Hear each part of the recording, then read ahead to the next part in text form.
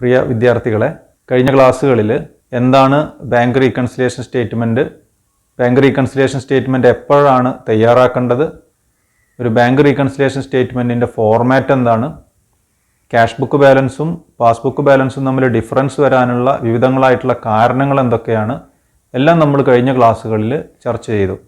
Cash book ബാലൻസിൽ തുടങ്ങി passbook ബാലൻസിൽ അവസാനിക്കുന്ന ഒരു ഇലുസ്ട്രേഷനാണ് ഇന്ന് നമ്മൾ പരിചയപ്പെടുന്നത്. ആദ്യം നമുക്ക് അതിൻ്റെ ഫോർമാറ്റ് ഒന്നുകൂടി മനസ്സിലാക്കാം. ബാങ്ക് റീകൺസിലിയേഷൻ സ്റ്റേറ്റ്മെൻറ്റിൻ്റെ ഫോർമാറ്റാണ് ഡിസ്പ്ലേ ചെയ്തിട്ടുള്ളത്. ബാങ്ക് റീകൺസിലിയേഷൻ സ്റ്റേറ്റ്മെൻറ്റിൽ ആദ്യം രേഖപ്പെടുത്തേണ്ടത് balance as per cash book, favourable balance. ഇന്നത്തെ ഇലുസ്ട്രേഷനിൽ ഉൾപ്പെടുത്തിയിട്ടുള്ളത് ഫേവറബിൾ ബാലൻസ് ആണ്. അതുകൊണ്ട് അതിൻ്റെ എമൗണ്ട് രേഖപ്പെടുത്തേണ്ടത് പ്ലസ് എമൗണ്ട് കോളത്തിലാണ്. അതിനുശേഷം ഓരോ കോസസും നമ്മളെടുത്ത് പരിശോധിക്കണം. അതിൽ പ്ലസ് എമൗണ്ട് കോളത്തിൽ എഴുതേണ്ട കോസസ് വരും, മൈനസ് എമൗണ്ട് കോളത്തിൽ വരേണ്ട കോസസും വരും. പ്ലസ് എമൗണ്ട് കോളത്തിൽ എഴുതേണ്ട കോസസ് ഏതൊക്കെയാണെന്ന് നോക്കാം. Entries on account of which the balance as per cash book is lesser in comparison to the balance as per passbook. അപ്പോൾ നമ്മൾ കണ്ടെത്തിയിട്ടുള്ള എല്ലാ കോസസും നമ്മൾ വിശകലനം ചെയ്യണം. ഇതിൽ ഓരോ കോസസും എടുത്ത് വിശകലനം ചെയ്യുമ്പോൾ ക്യാഷ് ബുക്ക് ബാലൻസ് കുറവും പാസ്ബുക്ക് ബാലൻസ് കൂടുതലും വരാനുള്ള കാരണങ്ങൾ ഏതൊക്കെയാണോ അതിൻ്റെ എല്ലാം എമൗണ്ടുകൾ എഴുതേണ്ടത് പ്ലസ് എമൗണ്ട് കോളത്തിലാണ്. ക്യാഷ് ബുക്ക് ബാലൻസ് കുറവും പാസ്ബുക്ക് ബാലൻസ് കൂടുതലും ആവുന്ന കാരണങ്ങളാണ് പ്ലസ് എമൗണ്ട് കോളത്തിൽ രേഖപ്പെടുത്തേണ്ടത്. Then entries on account of which the balance as per cash book is higher in comparison to balance as per passbook. ഇനി ഓരോ കോസസും വിശകലനം ചെയ്യുന്ന സമയത്ത് ക്യാഷ് ബുക്ക് ബാലൻസ് പാസ്ബുക്ക് ബാലൻസിനേക്കാൾ കൂടാനുള്ള കാരണങ്ങൾ, ആ കാരണങ്ങൾക്കുള്ള എമൗണ്ടുകളാണ് മൈനസ് എമൗണ്ട് കോളത്തിൽ രേഖപ്പെടുത്തേണ്ടത്. അതിനുശേഷം ഈ എമൗണ്ട് കോളങ്ങൾ ബാലൻസ് ചെയ്യണം. പ്ലസ് എമൗണ്ട് കോളാണ് കൂടുതൽ വരുന്നതെങ്കിൽ ആ ടോട്ടൽ എമൗണ്ട് മൈനസ് എമൗണ്ട് കോളത്തിലും രേഖപ്പെടുത്തണം. അതിനുശേഷം ബാലൻസ് കണ്ടെത്തണം. ഈ കിട്ടിയ ബാലൻസ് ആണ് balance as per passbook. Plus amount കോളാണ് കൂടുതൽ വരുന്നതെങ്കിൽ ഫേവറബിൾ ബാലൻസ് ആയിട്ട് കണക്കാക്കണം. മൈനസ് എമൗണ്ട് കോളാണ് കൂടുതൽ വരുന്നതെങ്കിൽ അൺഫേവറബിൾ ബാലൻസ് ആയിട്ടാണ് കണക്കാക്കേണ്ടത്. ഇനി നമുക്ക് ഇലുസ്ട്രേഷൻ തുടങ്ങാം. From the following particulars of mister Vinod prepare bank reconciliation statement as on March 31, 2017. 2017 March 31 Vinod അയാൾ തയ്യാറാക്കിയിട്ടുള്ള ക്യാഷ് ബുക്കും ബാങ്കിൽ നിന്ന് അയാൾക്ക് കിട്ടിയിട്ടുള്ള പാസ്ബുക്കും തമ്മിൽ കമ്പയർ ചെയ്തു. കമ്പയർ ചെയ്ത് നോക്കുമ്പോൾ ഈ രണ്ട് ബാലൻസുകളും തമ്മിൽ ഡിഫറൻസ് കാണുന്നുണ്ട്. അപ്പോൾ നമ്മൾ എന്ത് ചെയ്യണം? ഒരു ബാങ്ക് റീകൺസിലിയേഷൻ സ്റ്റേറ്റ്മെൻറ്റ് തയ്യാറാക്കണം. Balance as per cash book ₹50,000. Vinod തയ്യാറാക്കിയിട്ടുള്ള ക്യാഷ് ബുക്ക് പ്രകാരം അയാളുടെ ബാങ്ക് ബാലൻസ് എത്രയാണ്? 50,000 രൂപയാണ്. Cheque issued but not presented for payment ₹6,000.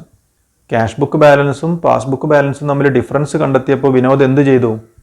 രണ്ടിലെയും transactions തമ്മിൽ, എൻട്രീസ് തമ്മിൽ കമ്പയർ ചെയ്തു.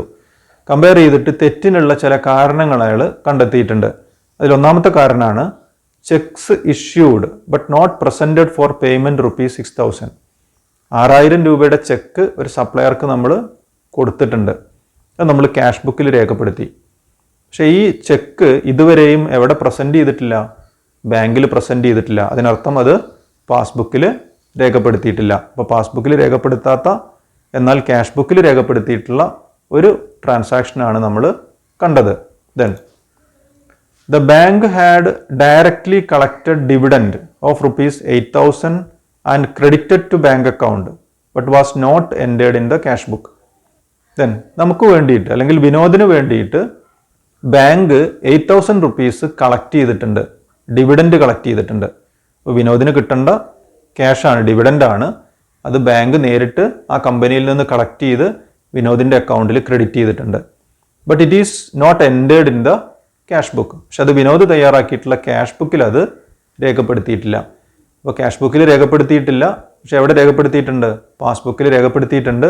അപ്പോൾ ഡിഫറൻസിനുള്ള മറ്റൊരു കാരണമാണ് ഇപ്പോൾ കണ്ടെത്തിയിട്ടുള്ളത്. Then bank charges of ₹400 were not entered in the cash book. പിന്നെ ഈ രണ്ട് ബുക്കുകളും തമ്മിൽ കമ്പയർ ചെയ്യുന്ന സമയത്ത് പാസ്ബുക്കിൽ ബാങ്ക് ചാർജസ് ₹400 അങ്ങനെ ഒരു എൻട്രി കാണുന്നുണ്ട്. പക്ഷെ അതെവിടെ കാണുന്നില്ല? ക്യാഷ് ബുക്കിൽ കാണുന്നില്ല. Then a cheque for ₹6,000 was deposited but not collected by the bank. Then ഒരു 6,000 രൂപയുടെ ചെക്ക് നമ്മൾ ബാങ്കിലേക്ക് ഡെപ്പോസിറ്റ് ചെയ്തിട്ടുണ്ട്. ആ ഡെപ്പോസിറ്റ് ചെയ്തത് എവിടെ രേഖപ്പെടുത്തി? ക്യാഷ് ബുക്കിൽ രേഖപ്പെടുത്തി. പക്ഷെ പാസ്ബുക്ക് നോക്കുമ്പോൾ ഈ 6,000 രൂപയുടെ ചെക്ക് എവിടെ കാണുന്നില്ല? പാസ്ബുക്കിൽ കാണുന്നില്ല. എന്താണ് കാരണം? ആ ചെക്ക് ഇതുവരെയും കളക്ട് ചെയ്ത് ആർക്ക് കിട്ടിയിട്ടില്ല? ബാങ്കിന് കിട്ടിയിട്ടില്ല. Then balance as per passbook ₹57,600. അങ്ങനെ പാസ്ബുക്കിലെ ബാലൻസ് നോക്കുമ്പോൾ അതിൽ കാണുന്നത് 57,600 അപ്പോൾ ഈ ക്വസ്റ്റ്യനിൽ 2 ബാലൻസുകളും നമുക്ക് തന്നിട്ടുണ്ട്. ക്യാഷ് ബുക്ക് പ്രകാരം വിനോദിൻ്റെ ബാങ്ക് ബാലൻസ് എന്ന് പറയുന്നത് 50,000 എന്നാൽ പാസ്ബുക്ക് നോക്കുമ്പോൾ അതിലെഴുതിയിട്ടുള്ള ബാലൻസ് എത്രയാണ്? 57,600 അപ്പോൾ ദർ ഈസ് എ ഡിഫറൻസ്. ആ ഡിഫറൻസിനുള്ള കാരണം ആര് കണ്ടെത്തിയിട്ടുണ്ട്? വിനോദ് കണ്ടെത്തിയിട്ടുണ്ട്. ആ കാരണങ്ങൾ നമ്മളൊരു സ്റ്റേറ്റ്മെൻറ്റ് രൂപത്തിൽ പ്രസൻറ്റ് ചെയ്യണം. ബാങ്ക് റീകൺസിലിയേഷൻ സ്റ്റേറ്റ്മെൻറ്റ് തയ്യാറാക്കാം. അതിൽ ഫസ്റ്റ് പോയിന്റ് എന്താണ്? Bank balance as per cash book. ഈ ക്വസ്റ്റ്യനിൽ നമുക്ക് 2 ബാലൻസുകളും തന്നിട്ടുണ്ട്. ക്യാഷ് ബുക്ക് ബാലൻസും നമുക്കറിയാം, പാസ്ബുക്ക് ബാലൻസും നമുക്ക് അറിയാം. ഇതിലേതെങ്കിലും ഒരു ബാലൻസ് വെച്ചിട്ടാണ് നമ്മൾ ഈ സ്റ്റേറ്റ്മെൻറ്റ് തുടങ്ങേണ്ടത്. ഇതിന് അവസാനിക്കുന്ന സമയത്ത് അത് 2ാമത്തെ ബാലൻസിലേക്ക് എത്തിച്ചേരണം. അപ്പോൾ നമ്മൾ തുടങ്ങുന്നത് ക്യാഷ് ബുക്ക് ബാലൻസ് വെച്ചിട്ടാണ്. സ്റ്റേറ്റ്മെൻറ്റ് തുടങ്ങുന്നത് ക്യാഷ് ബുക്ക് ബാലൻസ് വെച്ചിട്ടാണ്. നമ്മൾ എവിടെ അവസാനിക്കണം? പാസ്ബുക്ക് ബാലൻസിലാണ് ഈ സ്റ്റേറ്റ്മെൻറ്റ് അവസാനിപ്പിക്കേണ്ടത്. Starting from cash book balance and ends at passbook balance. Okay, അപ്പോൾ ഫസ്റ്റ് എൻട്രി നമുക്ക് എഴുതാൻ പറ്റും. Serial number 1 balance as per cash book. ഇത് ഫേവറബിൾ ബാലൻസ് ആണ്, അതുകൊണ്ട് പ്ലസ് എമൗണ്ട് കോളത്തിലാണ് രേഖപ്പെടുത്തേണ്ടത്. Then cheques issued but not presented for payment ₹6,000. നമ്മളൊരു സപ്ലയർക്ക് 6,000 രൂപയുടെ ചെക്ക് ഇഷ്യൂ ചെയ്തു. എവിടെ രേഖപ്പെടുത്തി? ക്യാഷ് ബുക്കിൽ രേഖപ്പെടുത്തി, പേയ്മെൻ്റ് ആയിട്ട് രേഖപ്പെടുത്തിയിട്ടുണ്ട്. അതേസമയം ഇത് എവിടെ രേഖപ്പെടുത്തിയിട്ടില്ല? പാസ്ബുക്കിൽ രേഖപ്പെടുത്തിയിട്ടില്ല. കാരണം നമ്മുടെ കയ്യിൽ നിന്ന് ഈ ചെക്ക് കിട്ടിയിട്ടുള്ള സപ്ലയർ ഇതുവരെയും ബാങ്കിൽ ഇതുവരെ ആ ചെക്ക് പ്രസൻറ്റ് ചെയ്തിട്ടില്ല. ₹6,000 reduced in the cash book when cheque is issued. ഈ 6,000 രൂപയുടെ ചെക്ക് ഇഷ്യൂ ചെയ്ത സമയത്ത് ക്യാഷ് ബുക്കിൽ അതൊരു പേയ്മെൻ്റ് ആയിട്ട് രേഖപ്പെടുത്തി. എന്ന് പറയുമ്പോൾ ക്യാഷ് ബുക്ക് പ്രകാരമുള്ള ബാലൻസ് നമ്മൾ റെഡ്യൂസ് ചെയ്തു, കുറച്ചെഴുതി. നമ്മൾ ഏത് ബുക്കിൽ നിന്നാണ് തുടങ്ങിയത്? ക്യാഷ് ബുക്ക് ബാലൻസിൽ നിന്നാണ് തുടങ്ങിയിട്ടുള്ളത്. ഇനി എങ്ങോട്ടാണ് പോകുന്നത്? പാസ്ബുക്ക് ബാലൻസിലേക്കാണ് എത്തിച്ചേരേണ്ടത്. നമ്മൾ ഈ 6,000 രൂപ ക്യാഷ് ബുക്കിൽ എന്ത് ചെയ്തിട്ടുണ്ട്? പേയ്മെൻ്റ് ആയിട്ട് രേഖപ്പെടുത്തിയിട്ടുണ്ട്. എന്ന് പറയുമ്പോൾ ക്യാഷ് ബുക്കിൽ അത്രയും പൈസ നമ്മൾ ബാലൻസ് കുറച്ച് എഴുതിയിട്ടുണ്ട്. പേയ്മെൻറ്റ് കൊടുത്തു കഴിഞ്ഞാൽ ബാങ്ക് ബാലൻസ് കുറയും. അപ്പോൾ ക്യാഷ് ബുക്കിലെ ബാലൻസ് കുറവാണ്. ഇപ്പോൾ ക്യാഷ് ബുക്കിലെ ബാലൻസ് കുറയാനുള്ള ഒരു സാഹചര്യമാണ് ഇപ്പോൾ നമ്മൾ ഈ കാരണമായിട്ട് കണ്ടെത്തിയിട്ടുള്ളത്. അതുകൊണ്ട് ഇതെന്ത് ചെയ്യണം? സ്റ്റേറ്റ്മെൻറ്റിൽ ഇത് പ്ലസ് എമൗണ്ട് കോളത്തിലാണ് രേഖപ്പെടുത്തേണ്ടത്. കാരണം നമ്മൾ എങ്ങോട്ടാണ് എത്തേണ്ടത്? പാസ്ബുക്ക് ബാലൻസിലേക്കാണ് നമുക്ക് എത്തിച്ചേരേണ്ടത്. അങ്ങനെ വരുമ്പോൾ ക്യാഷ് ബുക്ക് ബാലൻസ് കുറയാനുള്ള ഒരു സാഹചര്യമാണ് cheque issued but not presented. ഇത് നമ്മൾ സ്റ്റേറ്റ്മെൻറ്റിൽ എന്ത് ചെയ്യണം? പ്ലസ് എമൗണ്ട് കോളത്തിൽ രേഖപ്പെടുത്തണം. Add ₹6,000 to cash book balance to reach passbook balance. നോക്കാം നമുക്ക്. 2ാമത്തെ എൻട്രിയാണ് cheque issued but not presented.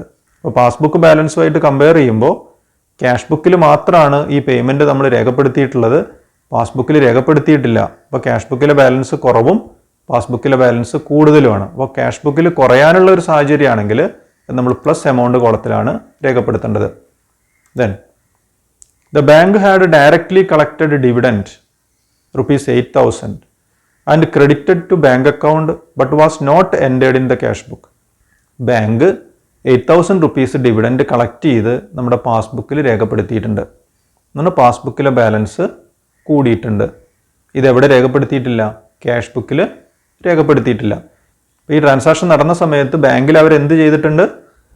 ₹8,000 added in the passbook when the dividend is collected. ആ ഡിവിഡൻഡ് കളക്ട് ചെയ്ത ഉടനെ തന്നെ അത്രയും എമൗണ്ട് അവർ പാസ്ബുക്കിൽ കൂട്ടി എഴുതിയിട്ടുണ്ട്.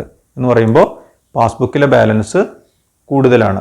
ഇപ്പോൾ ക്യാഷ് ബുക്ക് ബാലൻസിൽ നിന്നാണ് നമ്മൾ സ്റ്റേറ്റ്മെൻറ്റ് തുടങ്ങിയത്. ഇനി പാസ്ബുക്ക് ബാലൻസിലേക്കാണ് നമുക്ക് പോകാനുള്ളത്. ഈ ട്രാൻസാക്ഷൻ പാസ്ബുക്കിൽ രേഖപ്പെടുത്തിയിട്ടുണ്ട്. എന്ന് പറയുമ്പോൾ പാസ്ബുക്കിലെ ബാലൻസ് 8,000 കൂടിയിട്ടുണ്ട്. അപ്പോൾ ഇവിടെയും നമ്മൾ കമ്പയർ ചെയ്യുമ്പോൾ പാസ്ബുക്ക് ബാലൻസിനേക്കാളും എമൗണ്ട് എവിടെ കുറവാണ്? ക്യാഷ് ബുക്കിൽ കുറവാണ്. അങ്ങനെയാണെങ്കിൽ അത് ക്യാഷ് ബുക്കിലെ ബാലൻസ് കുറയാനുള്ള ഒരു കാരണമാണ്. അങ്ങനെ വരുമ്പോൾ എന്ത് ചെയ്യണം? 8,000 റുപ്പീസ് കൂട്ടി എഴുതണം. Add rupees 8,000 to cash book balance to reach at passbook balance. മൂന്നാമത്തെ point, dividend collected by bank. Bank dividend collect ചെയ്തു, അവരത് പാസ്ബുക്കിൽ രേഖപ്പെടുത്തി, പാസ്ബുക്കിലെ ബാലൻസ് കൂടി, ഇപ്പോൾ ക്യാഷ് ബുക്കിലെ ബാലൻസ് കുറവാണ്. അപ്പോൾ ക്യാഷ് ബുക്കിലെ ബാലൻസ് കുറവാണ്, നമ്മൾ എങ്ങോട്ട് എത്തണം? പാസ്ബുക്കിലേക്ക് എത്തണം. അങ്ങനെ വരുമ്പോൾ അത്രയും എമൗണ്ട് പ്ലസ് ചെയ്യണം. Then bank charges of ₹400 were not entered in the cash book. പാസ്ബുക്കിൽ 400 രൂപ ബാങ്ക് ചാർജസ് അവർ കുറച്ച് എഴുതിയിട്ടുണ്ട്. ബാങ്ക് ചാർജസ് എന്ന് പറയുമ്പോൾ നമ്മുടെ ബാങ്ക് ബാലൻസ് കുറയും ആസ് പെർ പാസ്ബുക്ക്. അവർ ചെയ്തത് എന്താണ്? ₹400 reduced in the passbook as bank charges. 400 രൂപ ബാങ്ക് ചാർജസ് എന്ന് പറയുന്ന ഒരു ഹെഡിൽ നമ്മൾ ബാലൻസിൽ നിന്ന് അവർ കുറച്ചിട്ടുണ്ട് എന്ന് പറയുമ്പോൾ പാസ്ബുക്കിലെ ബാലൻസ് അവർ 400 രൂപ കുറച്ച് എഴുതി. നോക്കൂ, ഈ ട്രാൻസാക്ഷൻ നമ്മൾ കമ്പയർ ചെയ്യുമ്പോൾ പാസ്ബുക്കിലെ ബാലൻസ് 400 രൂപ കുറവാണ്. ക്യാഷ് ബുക്കിൽ നമ്മൾ ആ ട്രാൻസാക്ഷൻ രേഖപ്പെടുത്തിയിട്ടില്ല. അപ്പോൾ ഈ രണ്ട് ബാലൻസുകൾ തമ്മിൽ കമ്പയർ ചെയ്യുമ്പോൾ ക്യാഷ് ബുക്കിലെ ബാലൻസ് കൂടുതലും പാസ്ബുക്കിലെ ബാലൻസ് കുറവാണ്.